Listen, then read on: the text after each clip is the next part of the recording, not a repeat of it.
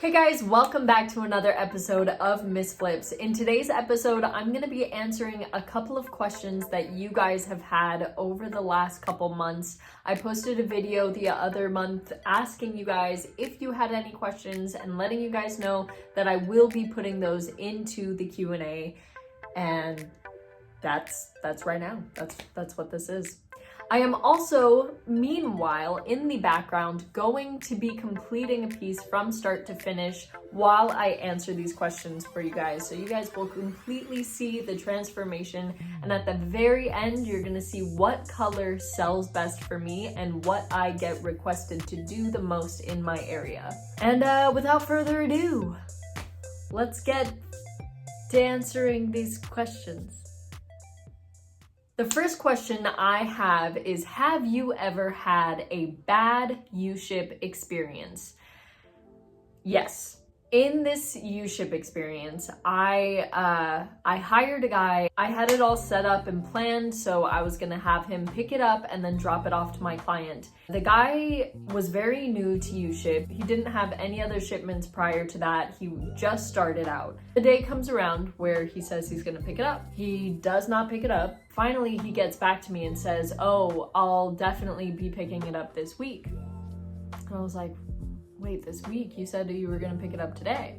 And he goes, "Yeah, sorry, I can't. I have 30 other shipments." And I was like, 30 other shipments? So I was like, all right, I'm gonna give this guy the benefit of the doubt. It takes, a little time to get used to something, so I'm just gonna see. So I agreed to him picking it up about 3 days later or something like that. And the day comes around, it gets past the time that he was gonna say he was gonna pick it up. And I'm like, okay, are you still gonna be able to pick it up today? No. I'll be there next week. I didn't really know what to do, so I gave him one last chance, and he didn't make that time either. And so it was just a whole mess. He was not professional about it. He kept blaming it on outside situations and not taking responsibility like he should have, because in reality, he should have, been honest and been like, "Hey, I'm new to this. I'm sorry. I'm still figuring things out. Let's figure out a more realistic time that I can come by." And I would have been so understanding. It would have been one reschedule and I would have been like, okay, cool. This is something I can work with. But instead, he kept pushing it until I just didn't want to work with him. So I ended up hiring a new guy. He picked it up within, I think, 3 days or something, and had it delivered within a week. It ended up all right, but yeah. My recommendation when using Uship is check people's reviews. Make sure they have experience, because otherwise you're going to be working with someone who doesn't have experience. But Uship is a great service. I would not at all ever say that it was Uship's fault, and do highly recommend the service if you are looking to ship your furniture. All right, so the next question that I have is about pricing. It is, how do I come up with the prices for my piece? So this is an interesting question, because then you get into what you think you deserve hourly and all that sort of stuff. It all depends on what my client wants for the piece. I always charge for the price of the piece and the materials that I used separately from what I actually charge for a piece. So that includes the time it takes to find the piece, the time that I spend, searching on Facebook Marketplace, or the gas I use to go find the piece or get the piece.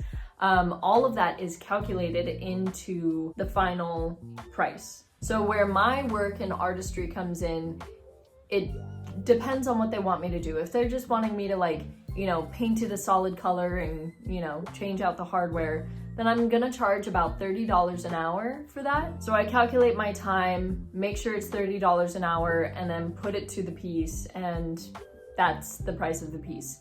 But if they want something more intricate, you guys know how I love to do my gold designs. If it's something intricate like that, or my painting, like the Monstera plant that I did, I do charge more for that, just because it's my art then, I'm actually painting a painting. So it is going to be an artist fee on top of my labor. So charge for your materials separately and then add on whatever you feel like your time is worth for the pieces themselves.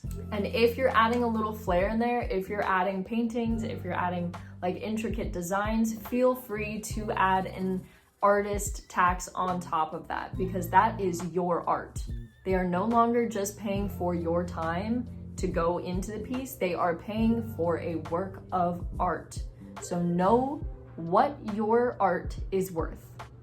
Calculate that yourself. Also, it depends on whether or not it's a commission. If it's a commissioned piece, then I typically charge higher because they have something specific in mind and I am fulfilling what they want. And so I would maybe up my price a little bit just because you are, meeting specifications rather than just free flowing doing whatever you want with the piece. So that in itself is another added burden that I would definitely take into account, because commissioned pieces can be stressful.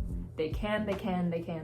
Speaking of commissions, that brings us to our next question, which is how do we get them? How do we get commissions? The way that I've gotten commissions, I post my listings on Etsy, and then I also get a pretty decent amount of commissioned work off of Facebook Marketplace. People see what I'm doing, they see my pieces, and they're like, hey, I want a piece like this, but smaller. I want a piece like this, but bigger. Is there any way that you can do that? That has generally kept my commissions pretty steady. I have not done like a non-commissioned piece in months.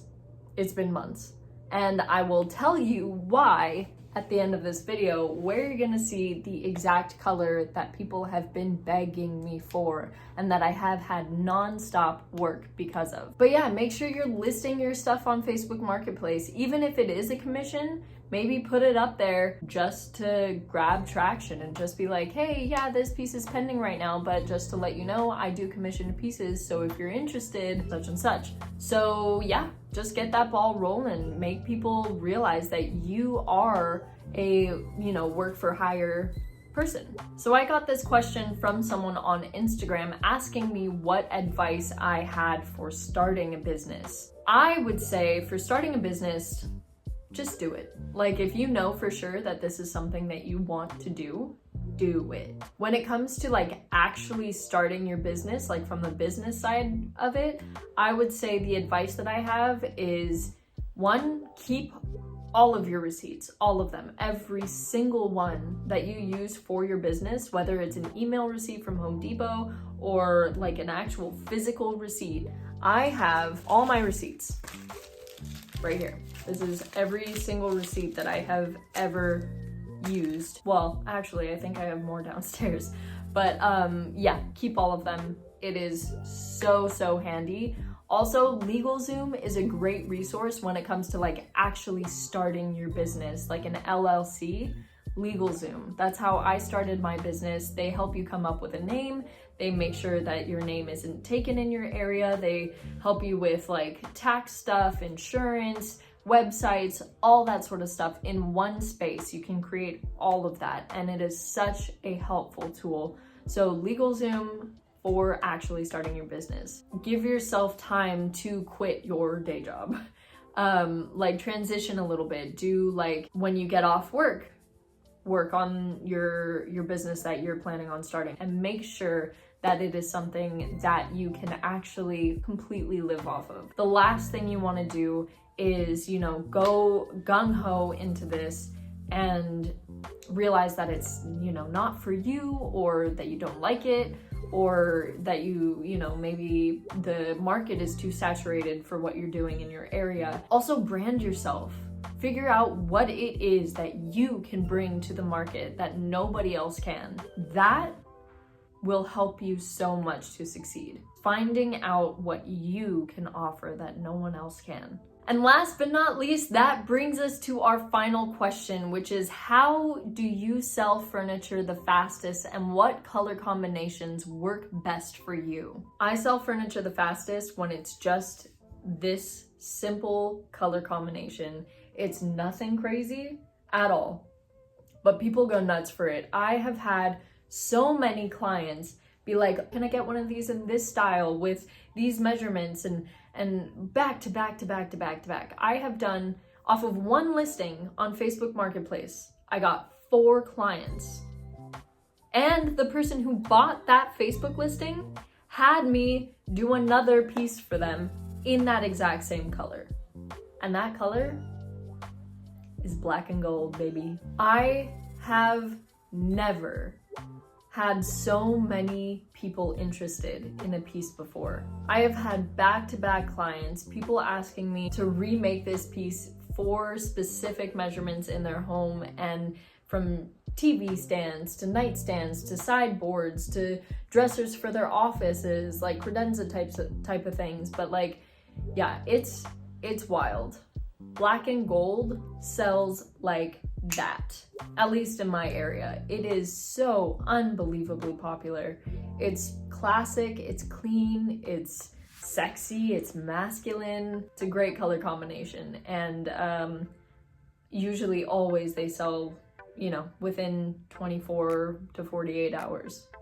So if you guys are looking to make a quick profit, just go buy furniture. Like, you don't even, if it's in good shape, you don't even need a sander. Just paint it and sell it. It's quick and easy. If you guys are looking just to like have that fast turnover, yeah, nothing sells faster, at least for me. That's my little Q&A for you guys. I hope that you found it useful, and I hope that you all flourish and sell your pieces in abundance and go make fruitful income and, you know, all that good stuff.